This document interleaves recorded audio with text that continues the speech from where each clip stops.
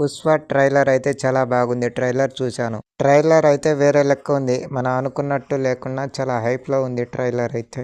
మొదటి మూవీలో ట్రైలర్‌లో అంత చూపియకున్నా ఈ ట్రైలర్‌లో మొత్తం యాక్షన్ మూవీ చూపించారు.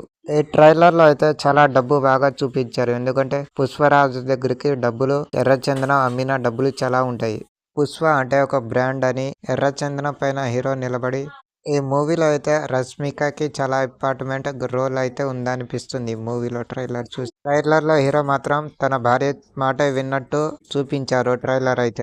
ఫహద్ ఫాజిల్ గెటప్ కూడా చాలా డిఫరెంట్గా ఉంది. పోలీస్ గెటప్లో ఉన్న ఈసారి మాత్రం సీరియస్గా ఉంటుంది అనుకుంటున్నా ఈ మూవీలో అయితే. ఈసారి మాత్రం ఎర్రచందనం మాత్రం బీభత్సంగా కలెక్షన్ ఉంటుంది అనుకుంటున్నా మూవీలో అయితే. అలానే చూపించారు ఎర్రచందనం. సముద్రంలో పైన ఉండే సీన్స్ అయితే చాలా బాగా చూపించారు ట్రైలర్లో అయితే. అదే ఎక్కువ ఉంటుంది అనిపిస్తుంది. ఈసారి మూవీలో ఫైట్ సీన్స్ అయితే వేరే లెవెల్లో ఉంటుంది. హైప్గా ఉంటుంది అనిపిస్తుంది. ట్రైలర్ చూస్తే అలానే కనిపిస్తుంది. ఈ మూవీలో అయితే ఇంటర్నేషనల్ బిజినెస్ కూడా చేస్తాడు అనిపిస్తుంది పుష్ప అయితే.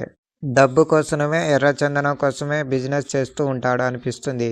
ఈ మూవీలో డైలాగ్స్ కూడా వేరే లెక్క ఉంటుంది అనిపిస్తుంది ఈసారి మాత్రం రష్మికకి చాలా ఇంపార్టెంట్ రోల్ ఇచ్చి డైలాగ్స్ కూడా 2-3 డైలాగ్స్ బాగా ఉంటాయి అనిపిస్తుంది.